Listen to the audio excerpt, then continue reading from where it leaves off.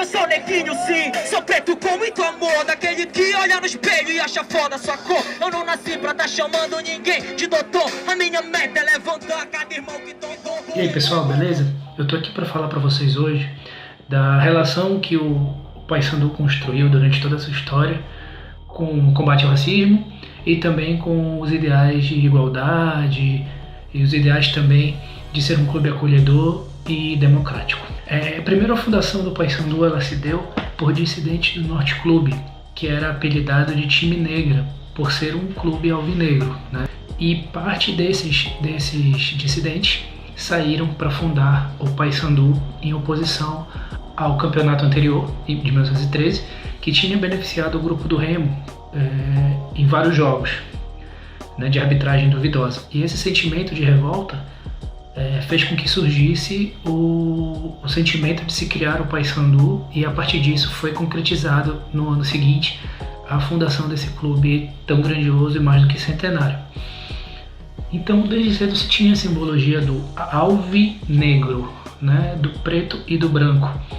E isso mais tarde viria a ressoar na própria essência do clube, que é um clube acolhedor, um clube que tem muitos ídolos negros na sua história, mas que também tem muitos ídolos brancos, tem torcedores de todas as matizes, de todos os credos, de todas as raças, do povo historicamente, que veio das classes populares, né?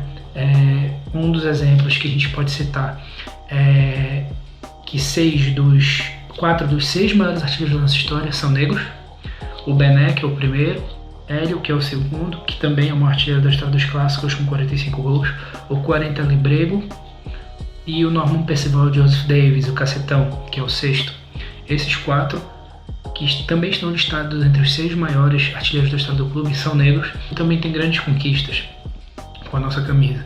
Bené ganhou 5 títulos estaduais, jogou pelo Paysandu em 8 temporadas, tem uma média de gols de mais de 30 gols por temporada, tem 249 gols em 8 temporadas vestindo o azul celeste, foi pentacampeão estadual em 8 anos, então também tem uma boa média de títulos. O Hélio foi um dos grandes ídolos e líderes do Esquadrão de Aço, daquele time mortífero que abriu a maior sequência invicta da nossa história em campeonatos paraenses, de 42 a 47, em que nós fomos pentacampeões seguidos invictos, e que em 45 nós impusemos ao nosso maior rival a maior derrota da história do clássico por 7-0. Hélio fez gol nesse jogo também, junto com Farias, que era outro também grande atacante negro da nossa história.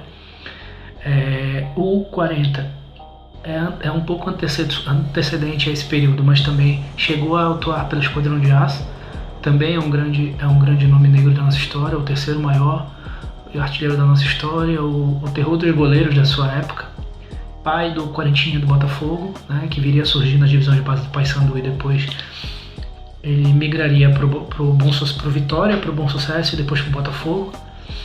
E ele é o terceiro maior da nossa história. E o Norman Percival Joseph Davis, que tinha origem estrangeira, das Guianas Inglesas, daí o nome, cujo apelido era Cacetão pela força do seu chute. Também é um outro grandiosíssimo campeão da nossa história e também o sexto maior artilheiro que a Cor Azul conheceu. Além disso, existe uma história que se conta na verdade, e que foi tirada do livro do Ferreira da Costa, do livro de 7-0, que foi uma história muito triste de racismo que envolveu um clube que também tem o seu campo na Almirante Barroso, e o Paysandu. Lá pelos idos no final da década de 30, na verdade, meados da década de 30, o futebol suburbano doava muitos craques ao futebol paraense, né? Era um celeiro muito promissor de craques naquele período.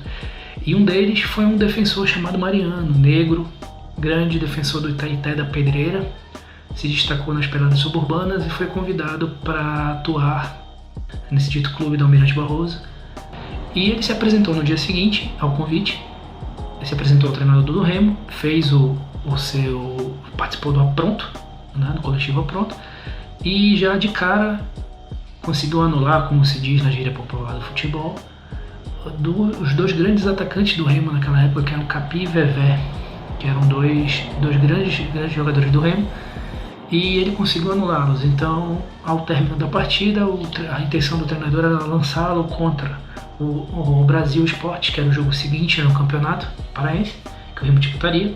Só que ao sair do treino houve um tumulto, um princípio de tumulto na beira do gramado, e o Mariano percebeu que se tratava de um problema relacionado ao ex-presidente desse clube, do Remo, né, do Tácito de Oliveira, que na saída do jogador disse ao treinador que não admitia que o Mariano jogasse no Remo, porque não admitia que preto vestisse a camisa do Remo.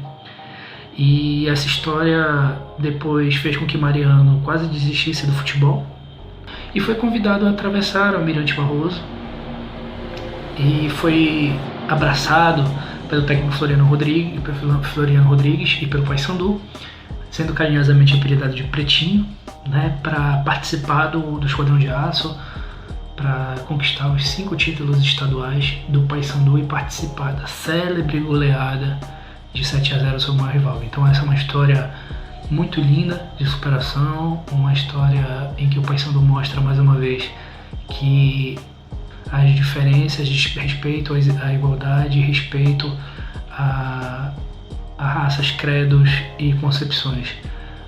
O Paysandu é um clube que historicamente sempre se aproximou disso, e essa campanha merece a sua adesão, torcedor. Vamos juntos acentuar esse viés tão bonito, essa pegada tão bonita da nossa história. Eu sou neguinho sim, sou preto com muito amor, daquele que olha no espelho e acha foda sua cor. Eu não nasci pra tá chamando ninguém de doutor, a minha meta é levantar cada irmão que